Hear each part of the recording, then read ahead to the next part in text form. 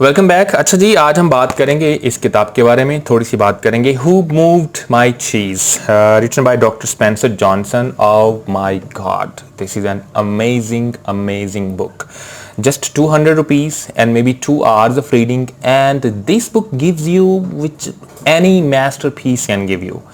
Right so आप इसको पढ़ें और देखें, दुनिया बड़ी तेज़ी के साथ तब्दील हो रही है, चेंजेस दिन ब दिन आ रहे हैं, और इवन ये एजुकेटेड लोगों के लिए बड़ा मुश्किल हो रहा है इतनी तेज़ी के साथ, इतनी उसकी पेस के साथ पेस मिलाना. Even I some time feel it hard, although I am a qualified, I am an educated person, so I know the technology, I keep reading, I keep motivating myself. लेकिन फिर भी कभी कभी लगता है कि यार ये दुनिया इतनी तेज़ी से बदल रही है और इसकी पेस के साथ पेस मिलाना वाकई बहुत मुश्किल है.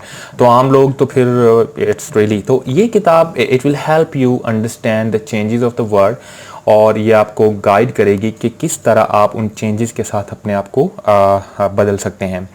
सो this will inspire you and this will give you something really amazing and great. I recommend it to read everybody whoever can understand English.